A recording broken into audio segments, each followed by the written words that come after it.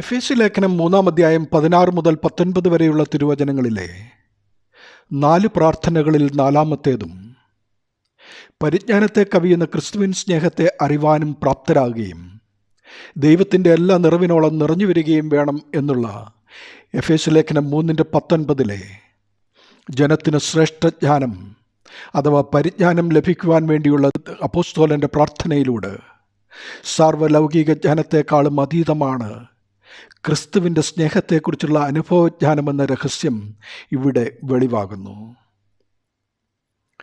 പരിജ്ഞാനമെന്നത് കേവലം ശേഖരിച്ച വിവരങ്ങളല്ല, മറിച്ച് സ്നേഹത്തിലൂടെയും പരിശുദ്ധാത്മാവിലൂടെയും വെളിപ്പെടുന്ന ദിവ്യവചനമാകുന്ന ക്രിസ്തുവിനെക്കുറിച്ചുള്ള അറിവാണ്. അറിയുക എന്നത് അനുഭവപരവും അടുപ്പമുള്ളതും വ്യക്തിപരവുമായ ബന്ധത്തെയാണ് ഇവിടെ ഉദ്ദേശിക്കുന്നത്, അല്ലാതെ പഠനത്തെയല്ല. ദൈവത്തിൻ്റെ സ്നേഹം ക്രിസ്തുവിൻ്റെ മനുഷ്യാവതാര രക്ഷണ്യ പ്രവർത്തനങ്ങളിൽ കൂടി നമുക്ക് വെളിപ്പെട്ടതുമായി തട്ടിച്ചു നോക്കുമ്പോൾ ലോകജ്ഞാനം ശുഷ്കമാണെന്നും ദൈവസ്നേഹത്തിൻ്റെ അനുഭവജ്ഞാനം ദൈവസ്വഭാവത്തിൽ വിശ്വാസിയെ പങ്കാളിയാക്കുന്നതാകിയാൽ അതിൻ്റെ ശ്രേഷ്ഠത അനുപമമാണെന്നും അപ്പോസ്തലൻ്റെ വാക്കുകൾ ധ്വനിപ്പിക്കുന്നു. പ്രപഞ്ചത്തെക്കുറിച്ചുള്ള ക്രമീകൃതമായ അറിവ് എന്ന അർത്ഥത്തിൽ ഗ്നോസിസ് എന്ന ഗ്രീക്ക് പദം വളരെ പ്രസിദ്ധമാണ്. പ്രപഞ്ചജ്ഞാനം ലോകത്തിൻ്റെ കേവലമായ അറിവ് വർദ്ധിപ്പിക്കുമ്പോൾ ദൈവസ്നേഹത്തെക്കുറിച്ചുള്ള അനുഭവജ്ഞാനം വിശ്വാസിയെ പൂർണ്ണതയിലേക്കും നന്മയിലേക്കും രൂപാന്തരപ്പെടുത്തുന്നു. ക്രിസ്തുവിൻ്റെ സ്നേഹം മനുഷ്യബുദ്ധി കൊണ്ട് മാത്രം പൂർണ്ണമായി മനസ്സിലാക്കുവാൻ കഴിയില്ല.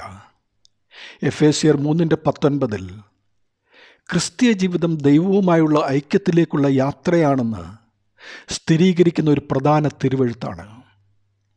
ഇവിടെ മനുഷ്യജ്ഞാനത്തെ മറികടക്കുന്ന ദൈവത്തിൻ്റെ ദിവ്യവും സ്നേഹനിർഭരവും പരിവർത്തനാത്മകവുമായ സാന്നിധ്യത്താൽ നിറയുവാനുള്ള പ്രാർത്ഥനയാണ് അപ്പോസ്തലൻ നടത്തുന്നത്.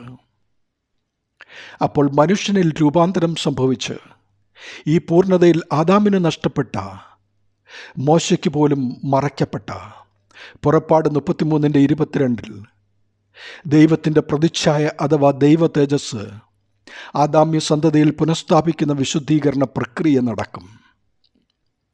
ഈ പരിവർത്തനം സംഭവിക്കുന്ന വിശ്വാസികളുടെ കൂട്ടവും ക്രിസ്തുവിൻ്റെ ശരീരവുമാകുന്ന സഭയ്ക്കുള്ളിലാണ്.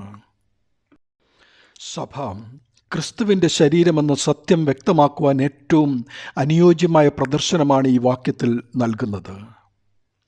ഉദാഹരണമായി, സഭയൊരു ആശുപത്രിയായി സങ്കല്പിച്ചാൽ അത് ആത്മാവിനുള്ള ആശുപത്രിയായി പ്രവർത്തിക്കുന്നു. മനുഷ്യ സ്വഭാവത്തിലെ ബലഹീനതകളെയും പാപങ്ങളെയും സുഖപ്പെടുത്തുന്നതിനായി കൂദാശകളും ആത്മീയ പ്രവർത്തനങ്ങളും ഇവിടെ നടക്കുന്നു.